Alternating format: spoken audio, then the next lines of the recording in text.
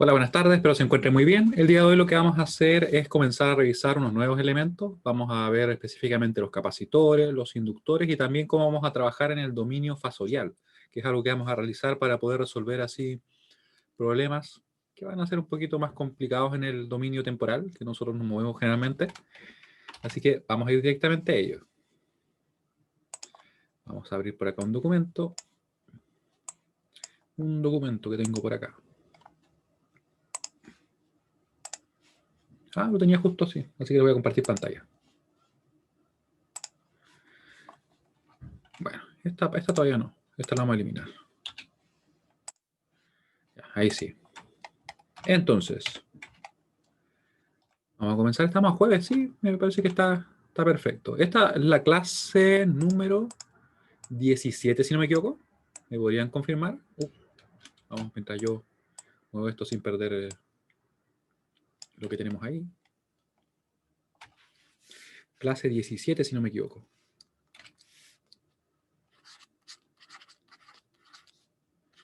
Me quedó un poco más pequeño, pero lo he arreglado.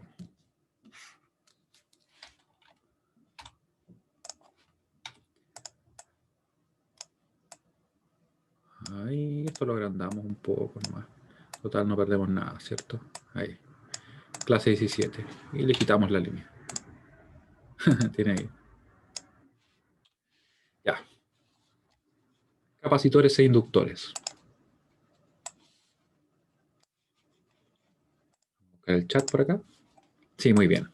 Entonces, primero, ¿qué son los capacitores? Bueno, son elementos de circuito, así como por ejemplo los resistores que nosotros hemos visto previamente, donde vamos a ver que ellos son capaces de acumular energía en su campo eléctrico. ¿Ya? Son capaces de acumular energía en su campo eléctrico y además están construidos por dos placas metálicas que están separadas entre sí por un dieléctrico que se encuentra a una distancia determinada. Podemos ver aquí en este diagrama que tenemos justamente eso, ¿cierto? Tenemos las dos placas, una placa acá y otra placa acá, que están separadas.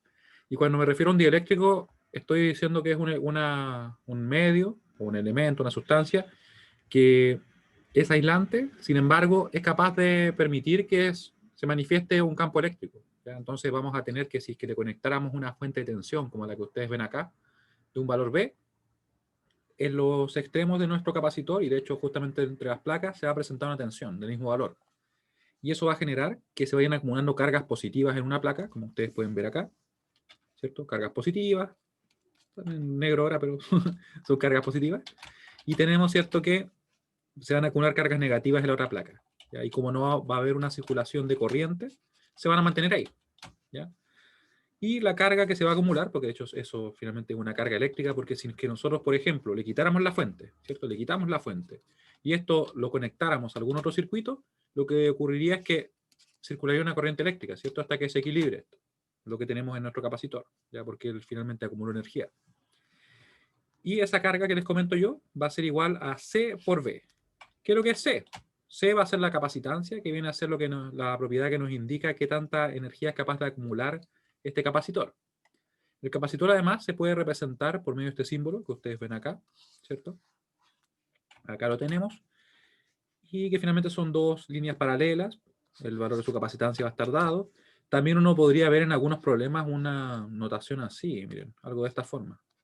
Más menos. Y esto imagínense que es simétrico, ¿ya? Donde lo que sucede ahí es que simplemente se está indicando que tiene polaridad, porque hay algunos capacitores, que no son la mayoría, que tienen capacidad, o sea, perdón, que tienen polaridad. De hecho, todos tienen capacidad, ¿cierto? Y la capacitancia que yo les comentaba, ¿cierto? Que es la propiedad que nos indica qué tanta energía es capaz de acumular él, se va a medir en farad. Y bueno, el voltaje lógicamente es B, que es lo que estábamos viendo anteriormente, ¿ya? La capacitancia de un capacitor de placas paralelas, que sería como el que nosotros tenemos acá, va a estar definida por las siguientes expresiones. Va a estar definida por el área de las placas, la distancia entre las placas y también la permitividad del medio, en este caso del dieléctrico, ¿cierto? Que se encuentra entre medio, porque si es que el dieléctrico, por ejemplo, nos permite que más fácilmente se puede imponer un campo eléctrico, más fácil va a ser acumular energía en nuestro capacitor, ¿cierto? También, si tenemos una mayor área para acumular cargas, más fácilmente se va a acumular carga, ¿ya? Y por último, la distancia, vamos a ver que está relacionada inversamente a la capacitancia, porque en realidad si es que está más lejos vamos a requerir más energía, una fuente de un mayor valor para así poder acumular la misma carga, ¿cierto? Así que por eso es que se dice que está inversamente relacionada. Si aumenta la distancia y se mantiene todo lo demás constante, nuestra capacitancia disminuye. ¿Ya? Aquí tenemos descrito lo mismo. Permitividad eléctrica del medio entre las placas, A es el área entre las placas, ¿cierto? El área de las placas más bien. Y D es la distancia entre las placas. Es muy importante mencionar, a pesar que yo creo que ustedes igual lo pudieron ver en la ecuación, que la capacitancia depende exclusivamente de las características constructivas del capacitor. No depende del voltaje, de corriente, de nada. Solamente de cómo está construido, los materiales con que está construido y las dimensiones del mismo. Y algo muy importante también es el hecho de que los capacitores se oponen a las variaciones o a los cambios que tiene el voltaje entre sus terminales. Vale decir, se comporta como una especie de inercia a los cambios de voltaje.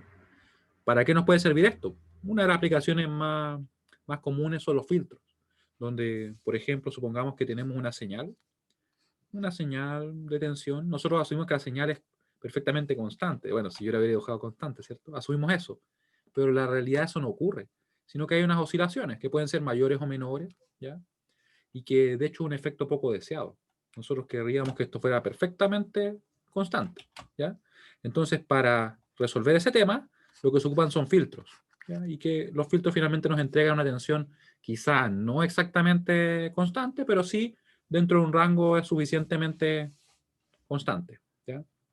Eso que yo les comento es lo que se llama muchas veces rizado. Se ve en las fuentes de tensión, por ejemplo, ¿ya? Ustedes justamente que estudian informática, yo creo que esto les puede llamar la atención porque, de hecho, por ejemplo, en los computadores, las fuentes de poder, las fases de potencia de las placas madres son súper importantes, porque de hecho tienen que, ojalá, mantener la tensión que llega al procesador y que llega a los demás componentes lo más constante posible. Y de hecho, no sé si ustedes harán overclock, de hecho, ¿alguno de ustedes hace overclock o ha hecho? Ya que estamos en eso. Espero que alguno me diga que sí. Yo hace tiempo, la verdad, estamos hablando por allá por el 2000, ¿cuánto? 2006, 2007, por ahí. Así overclock. Ahora la verdad es que no. Pero más que nada al procesador. Al procesador. A la gráfica no, se me ponía muy inestable la que yo tenía. Pero si es que alguien no lo ha realizado o no le suena nada, es simplemente subir la frecuencia. Porque si nosotros tenemos que un determinado procesador trabaja, por ejemplo, con una cantidad de instrucciones determinada por ciclo, si nosotros aumentamos la potencia, la frecuencia, ¿cierto? Y por tanto se trabaja con más ciclos por segundo, se van a realizar más instrucciones. Entonces, finalmente se va a poder, no sé, conseguir más FPS en un juego, mayores cálculos, si queremos, si estamos usando algún otro tipo de aplicación. Y precisamente, esta variación en la tensión, por ejemplo, que podría tener nuestra placa, si es que una placa madre de no muy alta calidad, podría hacer que se ponga inestable nuestro sistema, ¿ya? Porque esas variaciones en realidad serían totalmente indeseadas en ese caso. Para el Minecraft además, pero para el Minecraft RTX, claro, con PC Studio nomás. Undervolt también para que dure más la batería, es un clásico con los notebooks. Y creo que a otro equipo le están haciendo Undervolt. Ya me acordé a cuál era ese Undervolt. A las gráficas cuando la ocupan para minar. Para minar, en este caso, por ejemplo, Bitcoin. ¿Por qué? Para que tenga menor consumo. Porque al tener menor consumo, menor gasto energético, y por tanto se puede estar minando desde valores más bajos el Bitcoin, aunque en realidad ahora con lo que subió es pura rentabilidad casi, ¿cierto? ¿Ya? Pero por eso es que es importante en este caso los capacitores y ese es un uso práctico que ustedes pueden encontrar, además de otros que podríamos tener, ¿cierto?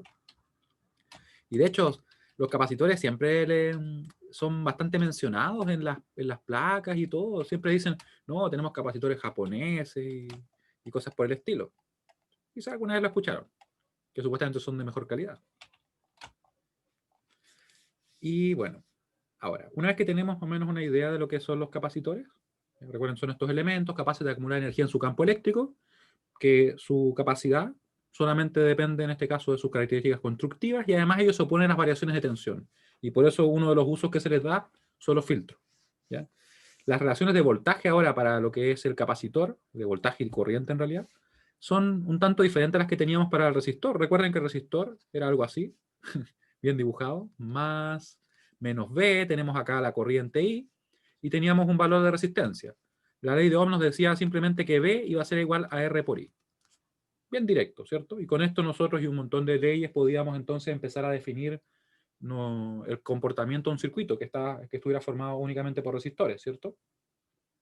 Sin embargo, ahora, como ustedes pueden ver, acá tenemos el capacitor y vemos que su corriente y su tensión no se relacionan de una manera tan simple, o sea, tan directa al menos.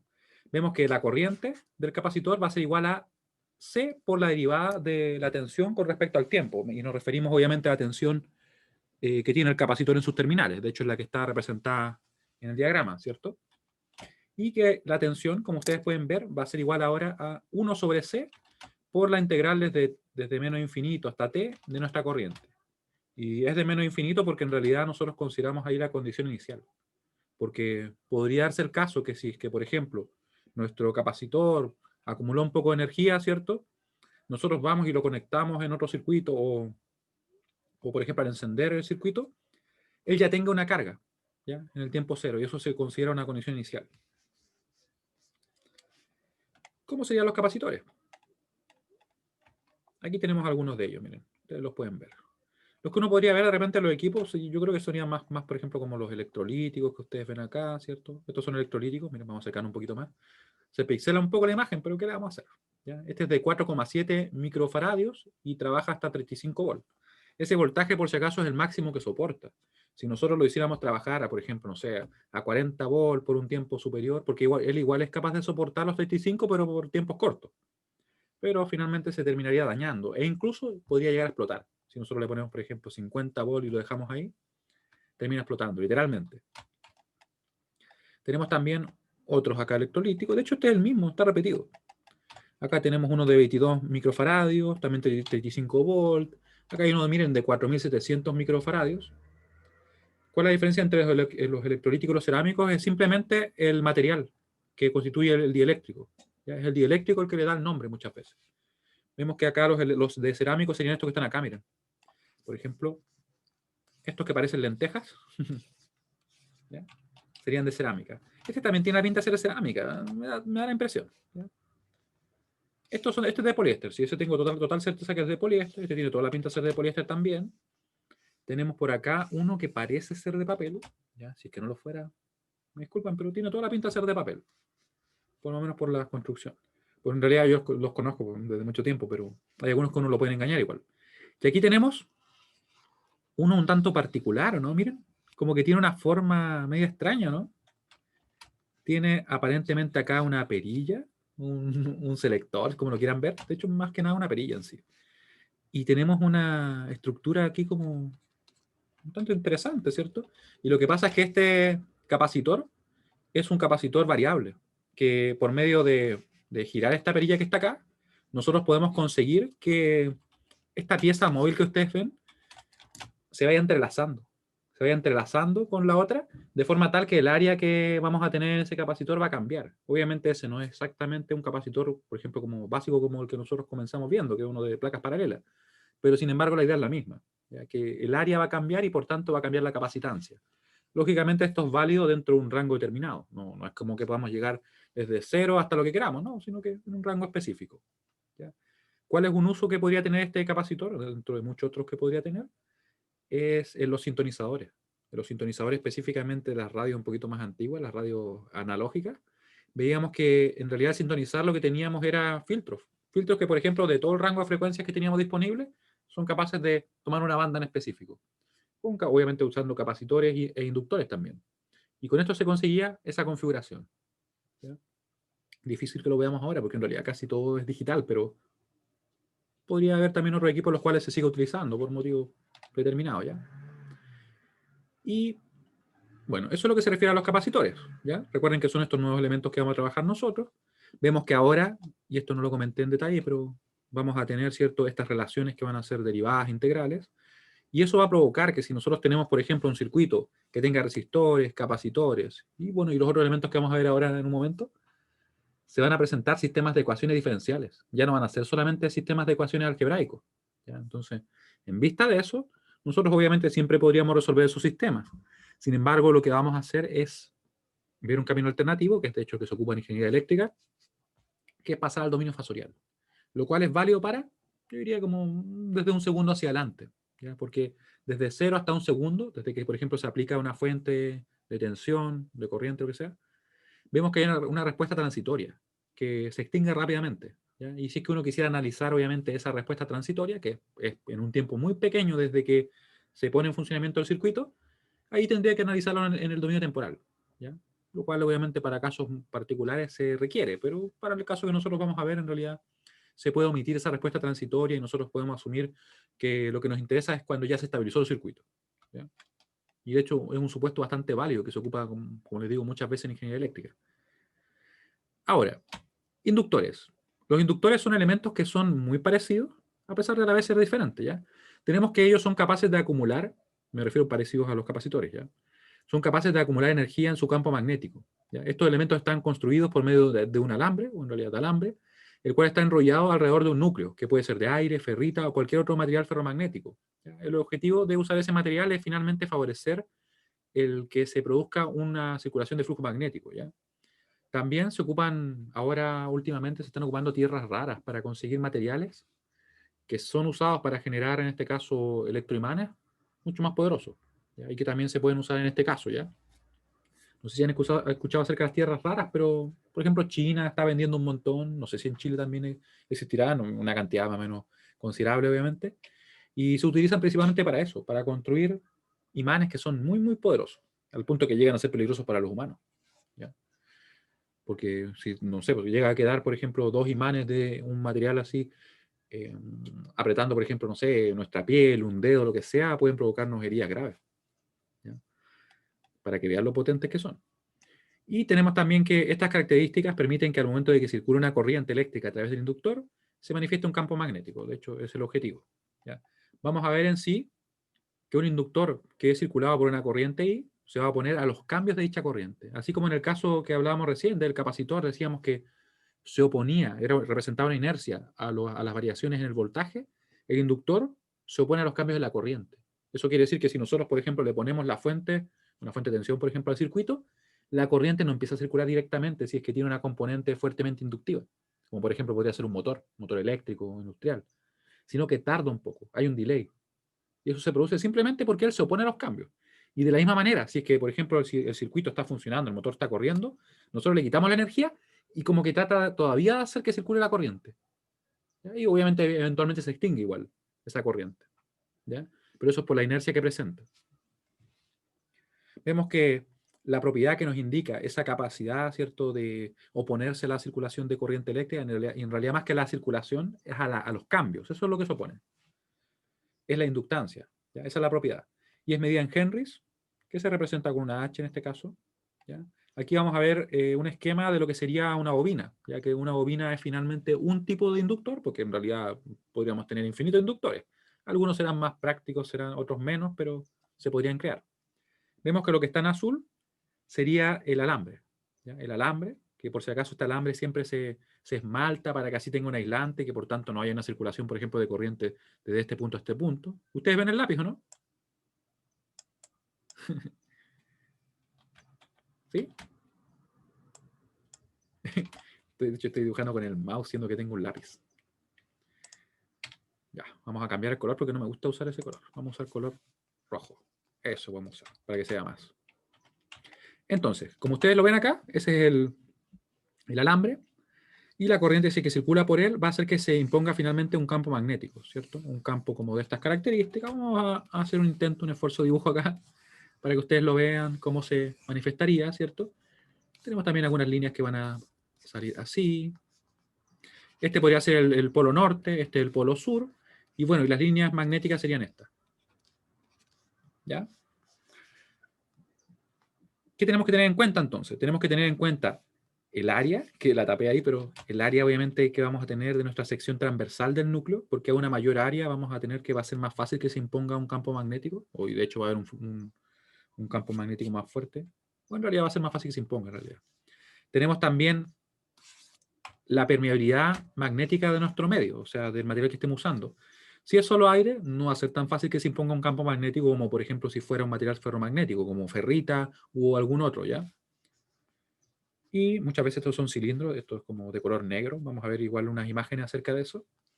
Y tenemos también la distancia, el largo de nuestra bobina, que en realidad afecta negativamente el largo a la inductancia, Porque lo que pasa es que si es que esta bobina es más larga, lo que sucede es que hay más líneas que no se cierran. Y eso finalmente se manifiesta como una pérdida, en este caso, en el flujo que tenemos. ¿Ya? Son pérdidas finalmente. Por dispersión le podríamos llamar, si queremos así. ¿Ya? Porque no se van a cerrar muchas de ellas. Lo mismo ocurriría si es que, por ejemplo, esto no estuviera bien enrollado. Tendríamos algunas pérdidas de flujo por acá, ¿cierto? ¿Ya? Entonces, generalmente este alambre se amarra muy apretado para que así no ocurra eso, para ojalá disminuir las pérdidas que tenemos ahí. Y como ustedes pueden ver por acá, tenemos el símbolo de inductor, ¿ya? Que parece como una especie de cola de chancho. Y también se dibuja así, ¿ya? Yo voy a hacer un esfuerzo de dibujo que siempre me cuesta dibujarlo, la verdad. ¿Para qué les voy a decir una cosa por otra? Pero se dibuja así también. Ah, miren, este quedó mejor. ¿Ya? Esa otra alternativa. Y si no, el clásico. ¿Ya? Son igualmente válidos. ¿Ya? Acá tenemos, ¿cierto?, lo que yo les mencionaba. A es el área de la sección transversal del núcleo. L es el largo del núcleo de la bobina. Y mu sería la permeabilidad magnética del núcleo. ¿Ya? Vamos a ver acá. Lo tengo por acá. ¿Cómo se relacionan? ¿Ya? Esto sería en el caso particular de una bobina, porque recuerden que podríamos tener otro inductor que tuviera otra construcción y que por tanto la inductancia fuera diferente. Sin embargo, va a ser muy parecido en el sentido de cómo se relacionan las diferentes variables. Vemos que la permeabilidad aporta positivamente, obviamente, a la inductancia, porque mientras mayor es, más fácil va a ser que se imponga un campo magnético. Tenemos que el número de vueltas es muy relevante. De hecho, está elevado al cuadrado, ¿cierto? Mientras más vueltas, mayor va a ser nuestra inductancia. El área también aporta positivamente, dado que tenemos, por eso así, más espacio para que circule nuestro campo magnético. Y el largo, como les decía, por el hecho de que aumentan las pérdidas, va a ser contraproducente, o sea, va a haber una relación inversa. Si el largo aumenta, nuestra inductancia, si es que todo se mantiene constante, va a disminuir. ¿Ya?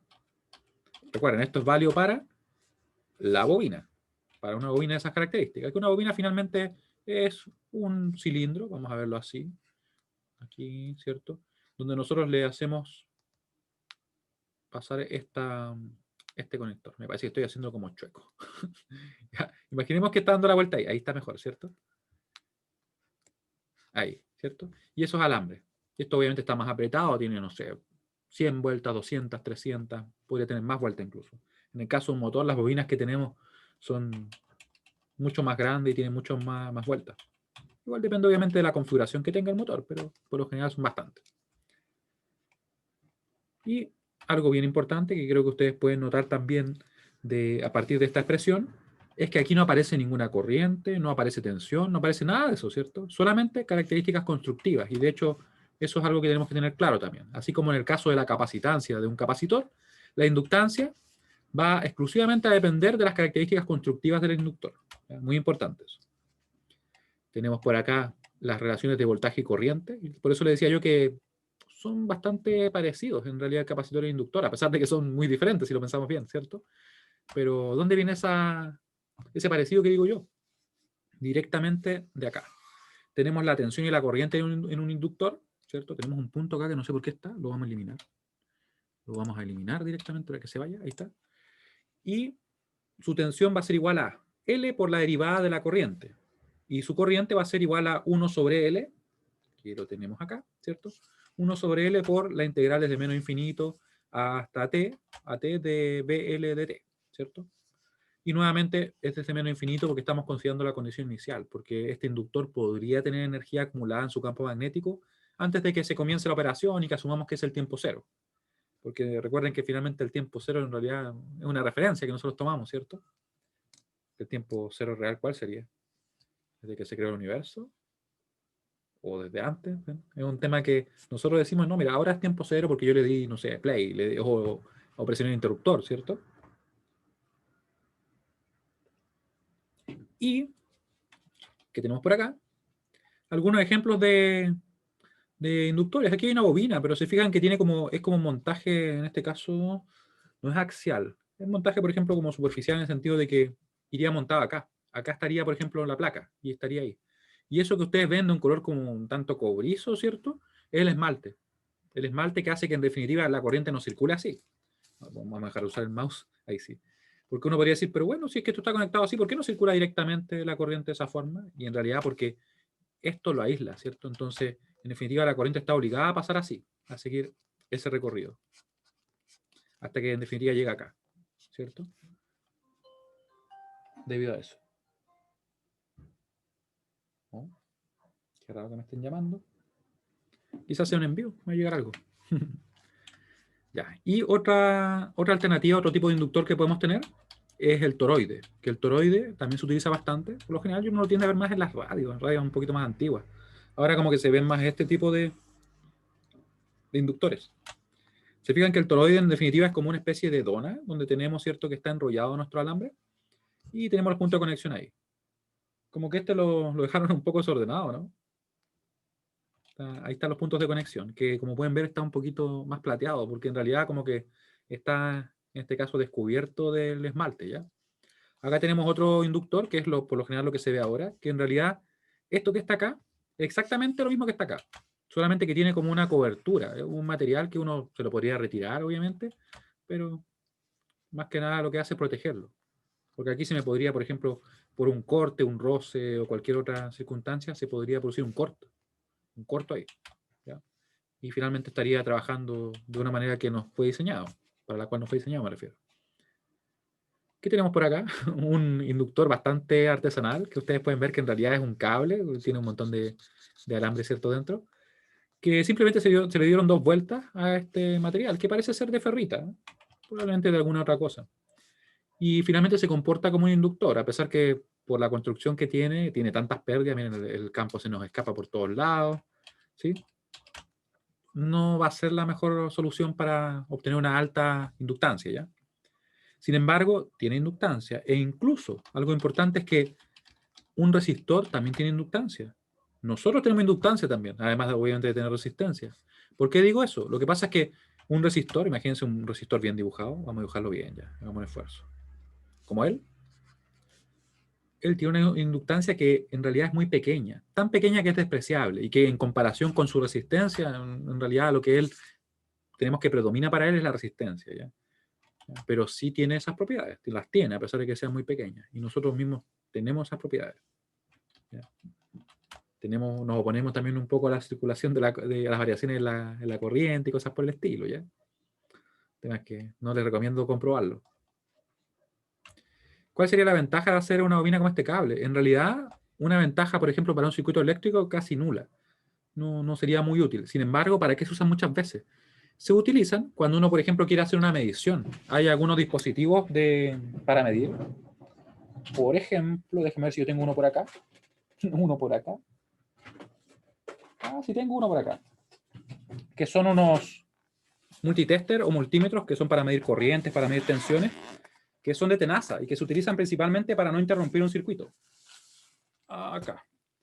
No sé si ven la imagen. Vamos a dejar de compartir por un momento. Ah, sí lo ven, miren. Acá lo ven acá.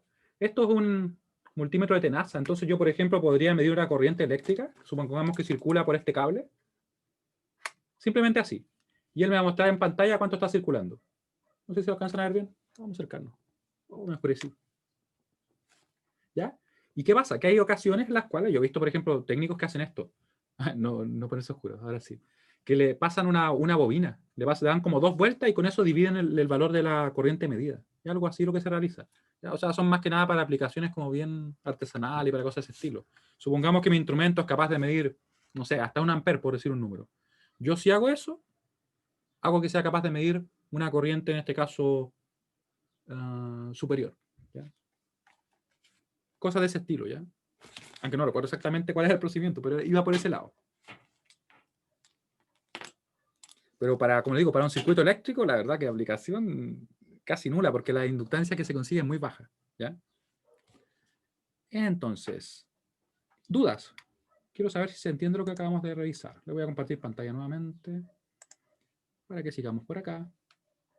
Y me dicen si ustedes si es que se entiende lo que hemos revisado, ¿ya? Recuerden, hemos estado hablando acerca del capacitor, que es un elemento capaz de acumular energía en su campo eléctrico, se opone a los cambios en la tensión o voltaje.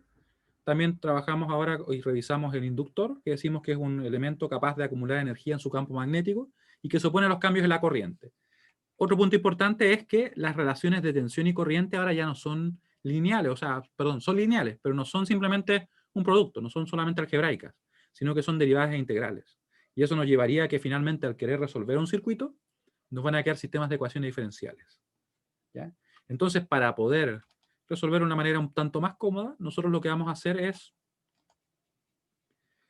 trabajar en el dominio fasorial. Y aquí les pregunto lo siguiente. Nosotros hicimos el repaso de números complejos, ¿cierto? Lo hicimos en la clase pasada, si no me equivoco. ¿Sí? Yo pregunto, que a veces la memoria, ustedes saben que es un tanto frágil.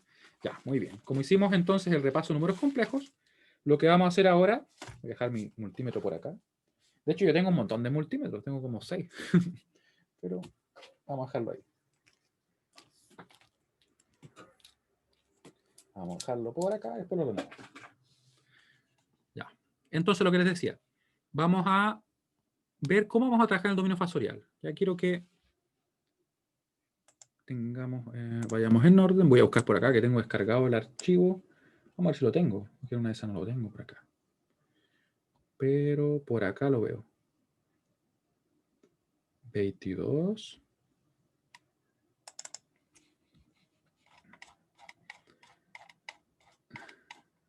Sí, acá lo tenemos. Acá lo tenemos. Ya. Entonces, ¿qué vamos a ver ahora? Este es un apunte. Por si acaso tengo con otro código, porque es para otro curso de electrotecnia, pero en sí es lo mismo, ¿ya? Después voy a subirles el suyo, porque creo que el suyo está publicado, pero no lo he liberado aún, me parece. Si no, ya debería estar disponible. Entonces, algunos puntos importantes primero. Las señales eléctricas que nosotros vamos a ver ahora en esta parte del curso son alternas, y específicamente senoidales. ¿Qué significa que sean alternas? Bueno, en realidad significa que vamos a tener señales que sus valores van a variar en el tiempo. Vamos a ver que va a tomar valores, por ejemplo, desde 0 van a tomar valores positivos, después va a bajar de nuevo, va a tomar valores negativos, después 0 de nuevo valores positivos, ¿ya? Y así va a estar oscilando, muchas veces, de hecho en un segundo.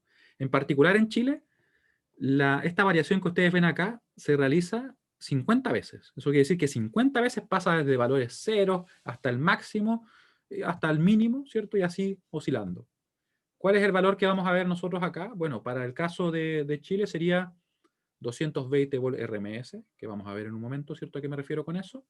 Y el valor máximo sería 311 volt. Y el valor mínimo sería menos 311 volt. ¿Ya? Y como pueden ver, en realidad son bastantes oscilaciones. Si yo me pusiera con un instrumento a tratar de medir directamente eso instantáneamente, cómo va cambiando, no vería nada. De hecho, mi instrumento lo más probable es que no sería capaz de mostrarme siquiera en pantalla todos los valores, sino que se quedaría pegado en uno, por ejemplo. ¿Ya? Por eso es que se ocupan diversas maneras para poder representar esas magnitudes de estas señales que tienen esa oscilación y variaciones de su valor en el tiempo. ¿Ya? En Estados Unidos, por si acaso, se ocupan 60 Hz, ¿ya? 60 oscilaciones. En Europa también 50, como en Chile. En Estados Unidos, en realidad, se ocupan 110 volt, no 220 volt RMS como nosotros. ¿Y qué más vamos a ver acá? Bueno, algunas propiedades que son importantes, o en realidad algunos parámetros importantes de nuestras señales. Algunos de esos parámetros son la amplitud, que finalmente si nosotros tenemos el valor máximo, tenemos el valor mínimo, lo dividimos en dos, eso nos da la amplitud. ¿Ya? ¿Por qué lo veo de esa forma? Y no digo simplemente que sería esta distancia que tenemos acá, o ese valor que tenemos ahí, ¿cierto? Porque podríamos tener que alguna constante esté sumada a nuestra señal. Podríamos tener una componente continua, ya que elevaría nuestra señal, ¿cierto? Si yo tengo, por ejemplo, un seno, como el que está acá, este seno tiene un valor de amplitud de 1, ustedes pueden ver. En sí, las unidades que se usan en USA, en Estados Unidos son las mismas en sí, o sea, voltaje, se mide en volt, ¿cierto? La resistencia en ohm, la corriente en ampere, todo es igual.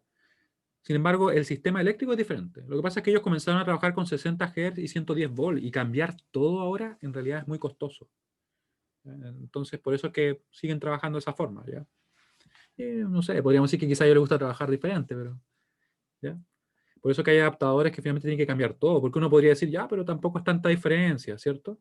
Pero créanme que una diferencia de frecuencia entre 50 Hz y 60 Hz en realidad es muy grande. Incluso en un sistema como el que tenemos nosotros, un cambio de 1 Hz puede generar así fallos así muy grandes. Puede hacer que equipos se dañen completamente, incluso variaciones más pequeñas pueden ser hasta multadas en las empresas. Así que tienen esas variaciones tan grandes en la frecuencia, ¿ya? O sea, es un tema importante. Y además de la amplitud, ¿cierto? Supongamos que acá tenemos una señal representada como un seno. Vemos que la frecuencia angular, que la podemos descomponer así como 2πf, me imagino que esto ustedes lo vieron en, por ejemplo, en física calor y ondas, me imagino, física 2. ¿Lo vieron, cierto? Claro. ¿Cómo funcionan los travel adapters? Es que simplemente es una fuente que tiene varios modos de operación. Es eso principalmente. ¿Cuál es el propósito de usar cierta frecuencia o voltaje particular? Porque en realidad todo se estandariza para ello, porque una fuente no es capaz de trabajar de la misma manera para diferentes tensiones. Yo tengo un rango en el cual puedo trabajar. O sea, por ejemplo, una fuente de un equipo cualquiera. Incluso los televisores se han dado cuenta que algunos traen como un selector para cambiar de 110 a 220 volts. ¿Ya? Yo no podría tener los componentes para que, o en realidad, tener un circuito que yo le pueda poner cualquier fuente de entrada. Yo tengo un rango máximo que ellos toleran. Puede que el rango sea amplio, puede que soporten, por ejemplo, no sé, por decir un número, desde 190 volts hasta 230, quizás. Ya estamos hablando de una muy buena fuente, sí, muy buena fuente, que tenga reguladores de tensión y todo. ¿Ya? Por lo general no soportan ese tipo de variaciones. ¿Ya? Y ellas, por medio de sus componentes que tienen, sus circuitos, son capaces de regular la tensión y ponerla en el nivel que nosotros queremos. Un ejemplo clásico sería, por ejemplo, un UPS, ¿cierto? Un UPS que uno ocupa para los computadores, para equipos de repente de vigilancia, para equipos, supongamos, médicos también, que tienen que mantenerse funcionando. Ellos son capaces de tomar tensiones de valores más amplios, o sea, un rango mayor y finalmente lograr que a la salida tengamos los 220 volts, por ejemplo, para el caso de nosotros, y con la frecuencia que corresponde.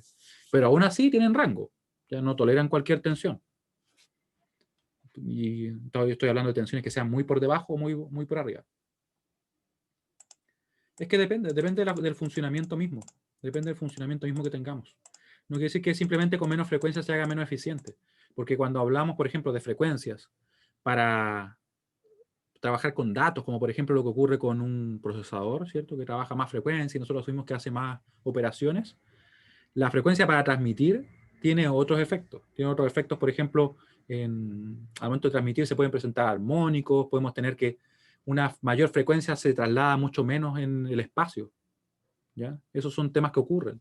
Y aquí quizá me paso a otro tema, pero, por ejemplo, las telecomunicaciones, uno podría pensar que a una mayor frecuencia, esa señal va a pasar por todos los materiales, ¿cierto? Que va a atravesar un equipo y cosas así, ¿cierto? Y no es así, ¿cierto? Una alta frecuencia podemos tener, no sé, del orden de los megahertz. Si encuentra una pared de cemento, ahí quedó. Quedó ahí nomás, por ejemplo. Como ustedes bien mencionan el caso del Wi-Fi. En el caso, por ejemplo, de las antenas que interconectan las torres de celulares, o sea, de hecho, las antenas de celulares, por ejemplo, que comunican, estamos, por ejemplo, en un cerro determinado y tenemos a 15 kilómetros más otro cerro donde ahí tenemos la otra antena, tienen que acertar bien directamente en el ángulo para que se puedan comunicar y producirse un enlace, en este caso de radiofrecuencia, perdón, de microondas, no de radiofrecuencia, de microondas, porque si está un poquito corrida uno, ya no se comunican. En cambio, ¿qué pasa, por ejemplo, con la radiodifusión? El AM trabaja con kilohertz. Kilohertz, o sea, estamos hablando que no sé, miles de hertz, lo cual es poco para señales en telecomunicaciones, porque estamos hablando de que, por ejemplo, microondas podrían ser millones de hertz, megahertz, podríamos tener gigahertz. En el caso de la fibra óptica estamos hablando de terahertz, ¿ya? Para que tengan presente eso. Y en el caso de la señal, por ejemplo, de radiodifusión, por ejemplo, AM, FM, incluso que tiene un poquito más alta la frecuencia, pero ellas pueden finalmente pasar por montañas sin ningún problema, ¿cierto? Y son una menor frecuencia. Es al contrario de lo que uno podría pensar, ¿ven? Más frecuencia produce más ruido, depende del caso. La verdad es que depende del caso, porque no podríamos decirlo de forma absoluta, ¿me entiendes? Porque en realidad nosotros si tenemos una frecuencia que sabemos que vamos a estar trabajando y tenemos otro equipo, podríamos entonces decir que podemos usar filtros. Podemos usar filtros para filtrar justamente esa frecuencia y eliminar ese ruido.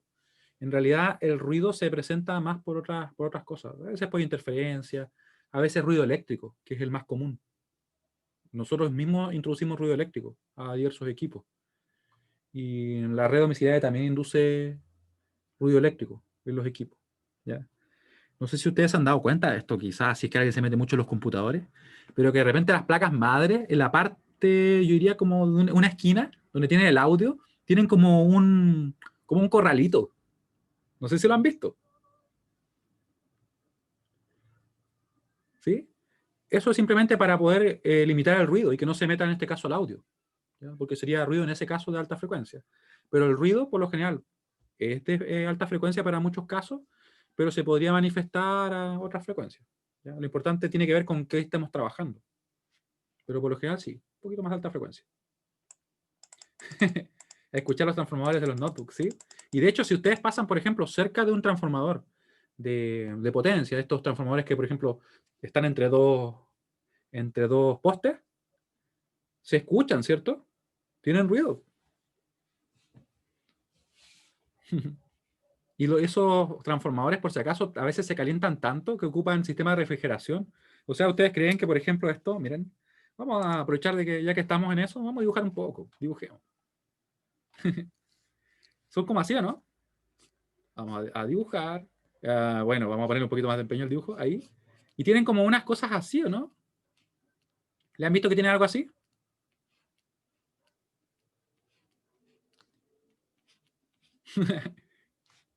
Esos son muchas veces como canalizaciones que ocupan para poder refrigerarlo. Y estos transformadores, muchos están refrigerados con aceite. Con aceite, literalmente así.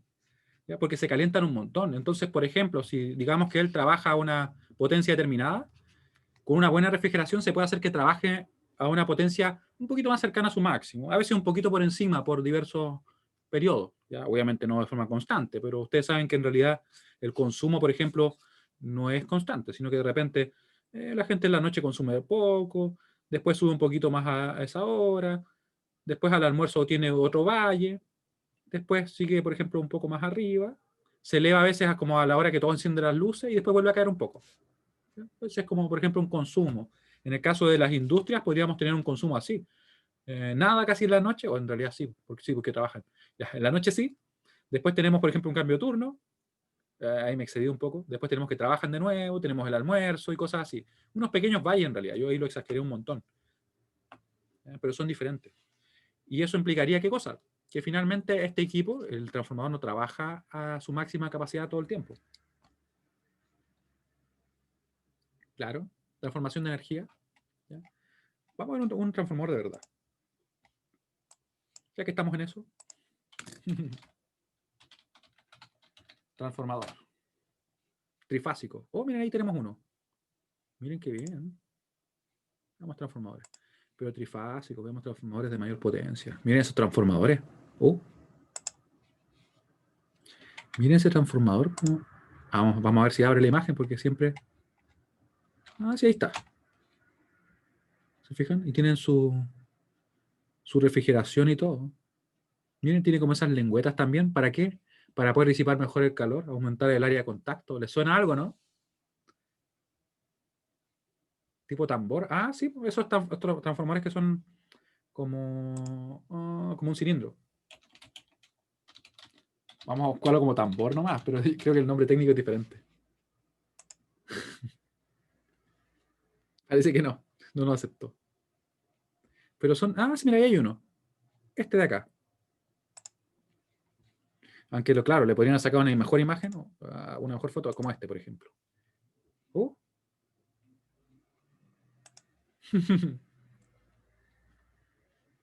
Ahí tenemos un transformador trifásico. Claro, es para que se transfiera mejor el calor porque realmente se calientan. Miren qué buena imagen, así da gusto. Así da gusto.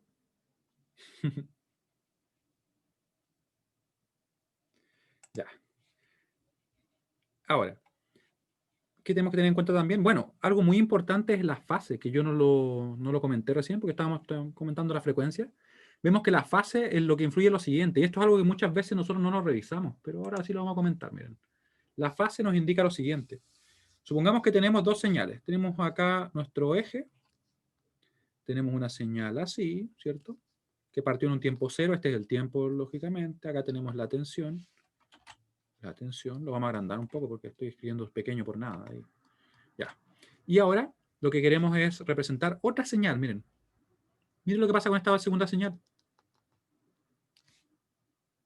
Como que está partiendo después, ¿cierto? Tienen que tomar en cuenta que si la primera señal comenzó a subir en el tiempo cero, ¿cierto? Llegó, por ejemplo, acá a su máximo. Después llegó acá a su mínimo, y así. Vemos que siempre va adelantada. Y la otra señal, la que tenemos acá, esta sería, por ejemplo, una señal B2, y esta sería una señal B1, va retrasada. Y ese retraso que tiene se representa muchas veces como el ángulo que tenemos ahí de desfase, ¿ya? Un desfase que podría ser 20 grados, 30 grados, podría ser 15 grados. Y uno se pregunta acá, pero ¿cómo grados, cierto? Porque podríamos nosotros hacer lo siguiente. Vamos a ponerle un poco de color a esto. Veríamos que pasa esto, miren.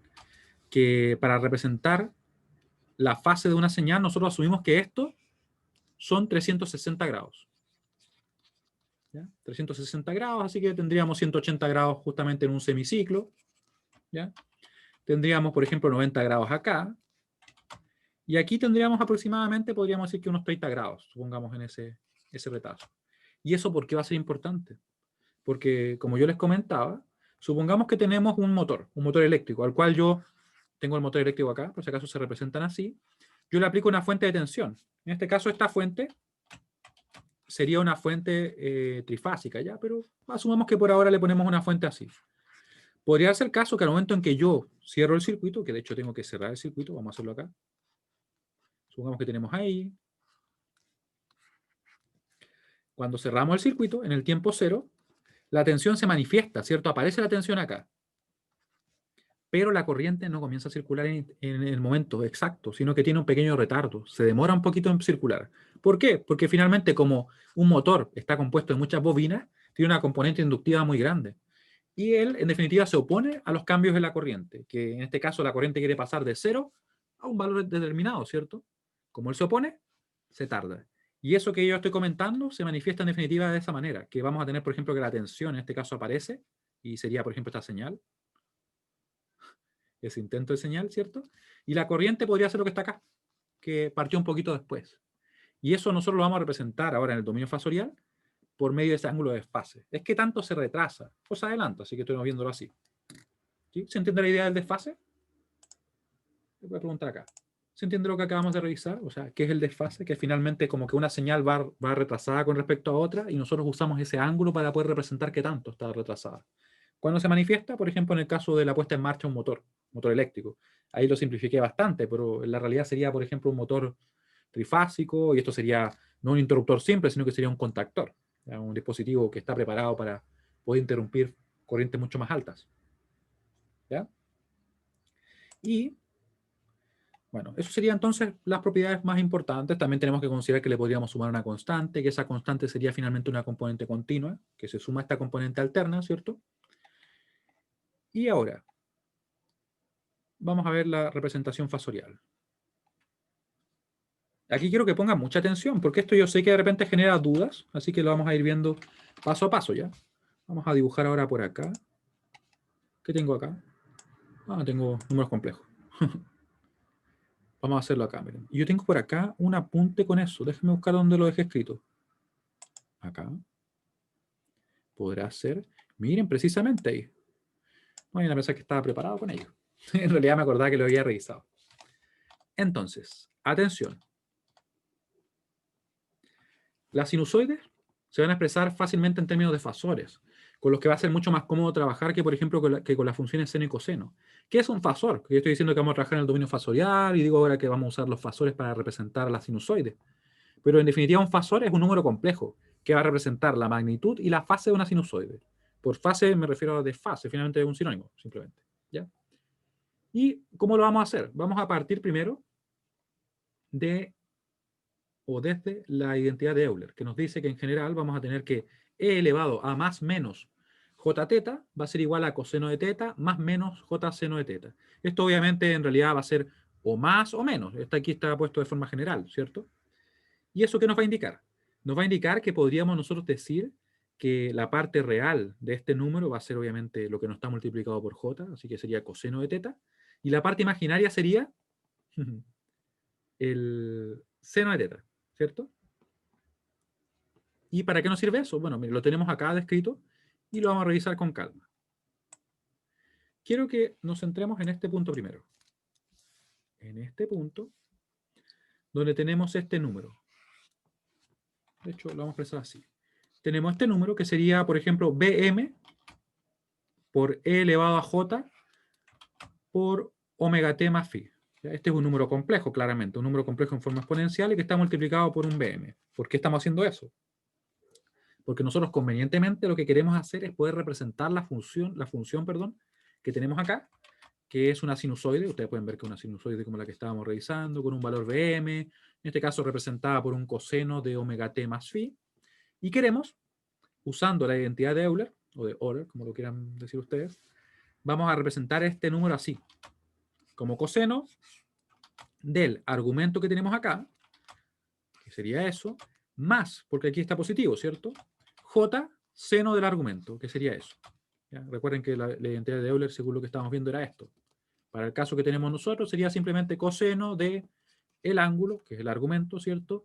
Más, porque ahí está positivo, J seno del argumento. ¿Ya? Y aquí el argumento es todo esto. Un poco más grande, ¿no? Pero es lo mismo. ¿Para qué nos sirve eso? Porque ahora lo que nosotros queremos hacer es decir simplemente que la parte real de ese número, ¿cierto? Que sería precisamente lo que está acá, va a ser igual a qué cosa. Claramente la parte real de esta expresión va a ser todo aquello que no tenga un j, que no esté multiplicado por j en realidad. Así que nos va a quedar justamente bm coseno de omega t más phi. ¿Ya? Y eso, ¿qué es lo que era? Nuestra tensión. ¿Ya? Como digo, convenientemente lo representamos de esta forma. ¿Ya? Así que esto sería totalmente equivalente, ¿cierto?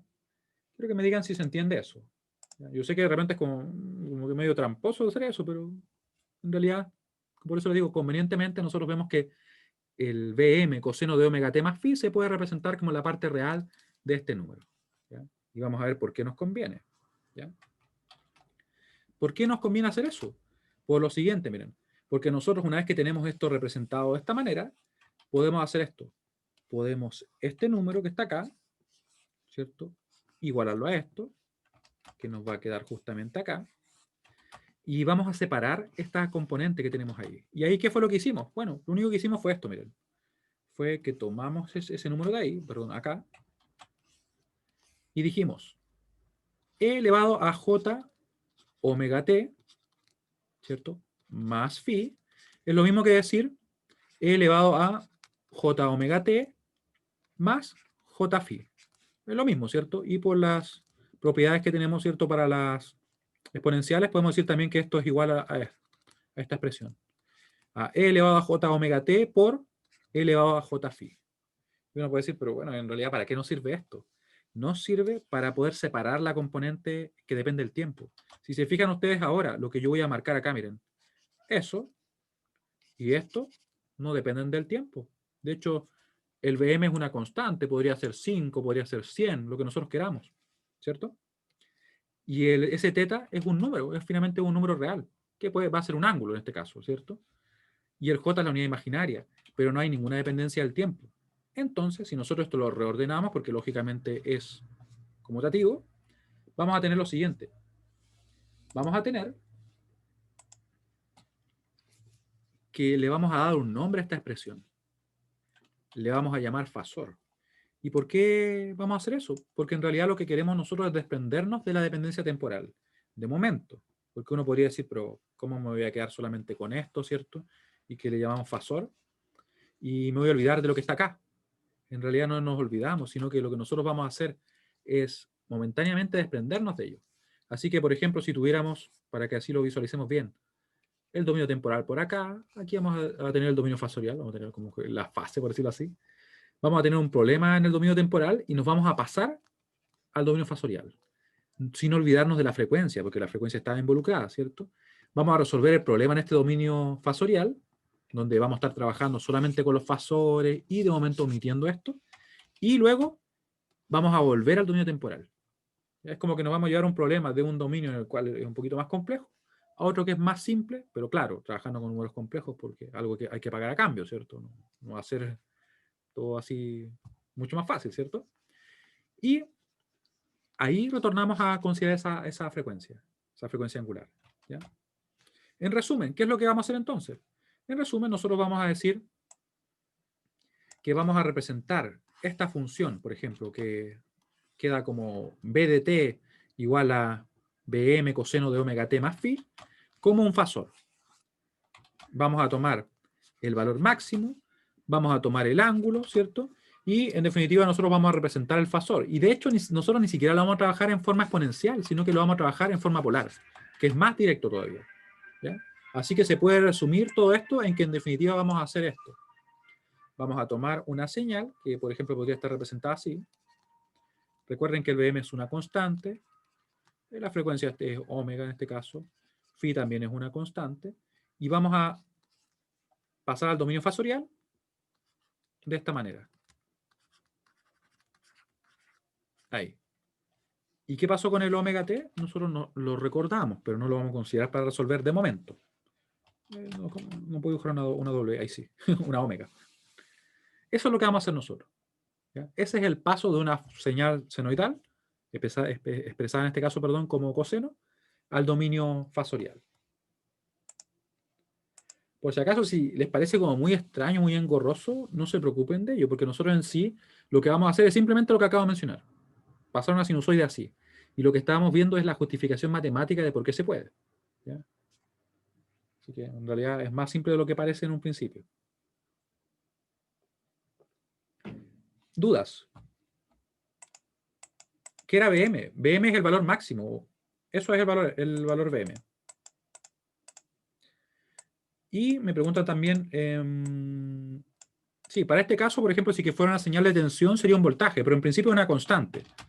Es una constante que recuerden que la estamos mencionando acá, miren. Acá. Sería, por ejemplo, como la m, ¿ya? Es la amplitud o magnitud. ¿Ya? Eso es.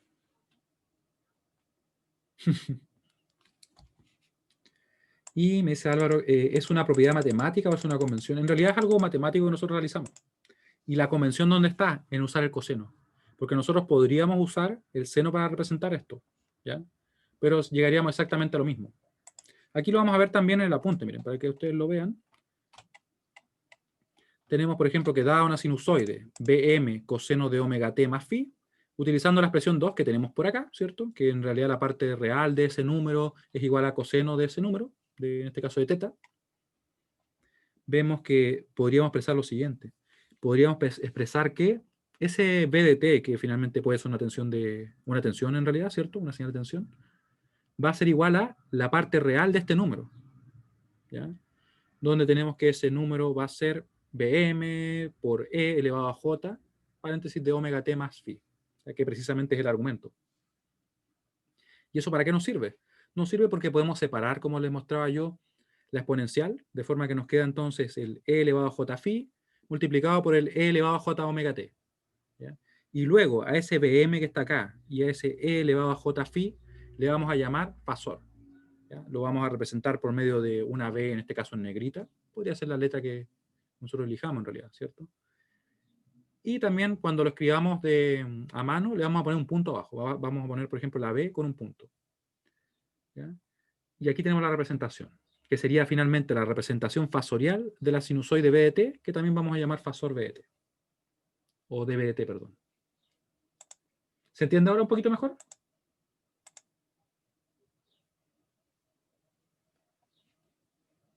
Obviamente aquí esto es como bien conveniente, porque nosotros elegimos, alguien me podría decir acá, ¿y esa función de dónde salió? No, la elegimos convenientemente porque en realidad su parte real se corresponde con esto, ¿ya? Esa es la idea. Se me está cayendo el té. ¿Ya? De todas maneras, si esto les parece muy extraño, no se compliquen, porque lo que nosotros vamos a hacer en realidad es simplemente trabajar de la sinusoide al fasor. ¿Ya? Esto es la justificación matemática de por qué se puede hacer, ¿ya? Porque esto es matemáticamente, perdón, válido, ¿ya? En otras palabras, el fasor es una representación compleja de la magnitud y la fase de una sinusoide, ¿ya? Y de hecho un número complejo, ¿cierto? Un fasor puede considerarse como un equivalente matemático de una sinusoide sin la dependencia del tiempo, porque claro, la dejamos ahí de momento fuera, ¿cierto? Ese E elevado a J omega t. Sin embargo, sigue presente, ¿ya? Y nosotros después vamos a tener que considerarlo igual. Y es importante notar que tanto la ecuación 2 como la ecuación 3 se pueden utilizar para desarrollar el fasor, a pesar que la convención es utilizar la ecuación 2. ¿A qué nos referimos con la ecuación 2 y 3? A que en realidad nosotros podríamos decir que vamos a tomar en cuenta la parte real para obtener así el fasor, o podríamos usar la parte imaginaria del número. Fíjense que acá nosotros dijimos que justamente el Vm coseno de omega t más phi era igual a la parte real de este número, porque nos conviene, ¿cierto? Después eso lo separamos la exponencial y le pusimos un nombre simplemente a esos dos. Eso fue todo lo que hicimos, le llamamos fasor. Y después lo que hicimos fue además representarlo en forma polar, no en forma exponencial. Pero nosotros podríamos haber hecho lo otro, ¿cierto? Podríamos haber usado el seno para así obtener el fasor y en vez del coseno. Entonces nos hubiera quedado que la tensión habría sido que Vm seno de omega t más phi sería en este caso igual a la parte imaginaria, porque recuerden que la parte imaginaria era igual al seno de este argumento que tenemos acá, ¿cierto? Que es lo que nos dice la ecuación 3, que está acá, ¿cierto? La parte imaginaria de ese e elevado a j teta es simplemente el seno, ¿ya? Sin embargo, lo que se recomienda utilizar, en realidad que se utiliza generalmente es el coseno para poder representar el fasor, ¿ya?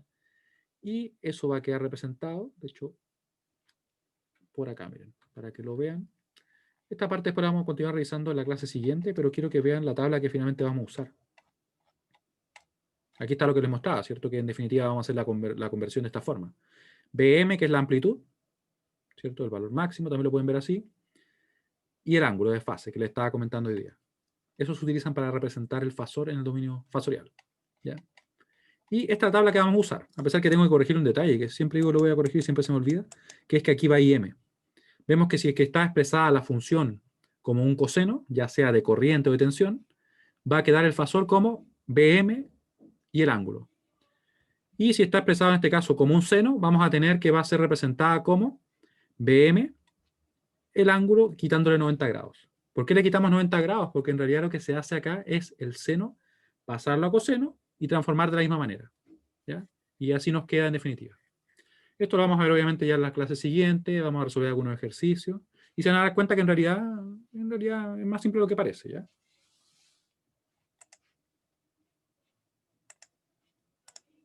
¿Se va entendiendo un poquito mejor? ¿Ya? Y si no se entiende, por favor pregúntenme, ¿ya? Porque la idea es que podamos salir de las dudas y que no se queden solamente en eso, ¿ya? Sino que me digan, porque finalmente es el objetivo. ¿Qué parte no se entiende? ¿Qué parte les parece muy extraña?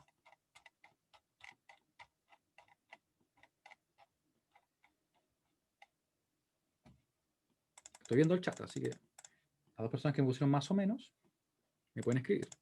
Si quieren me pueden escribir en privado también, se puede.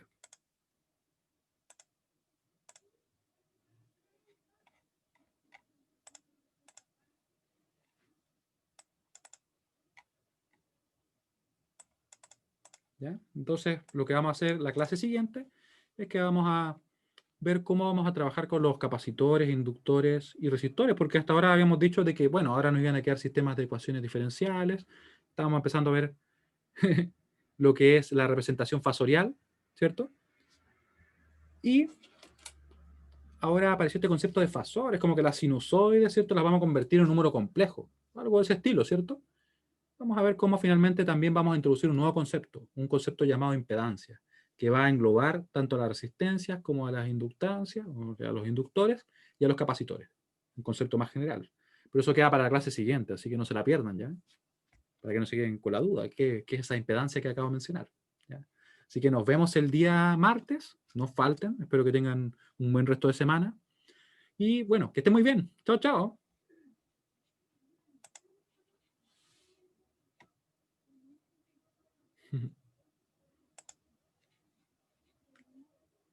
Dejamos un adelanto para el próximo capítulo, obvio, ¿cierto? ¿Cómo si no?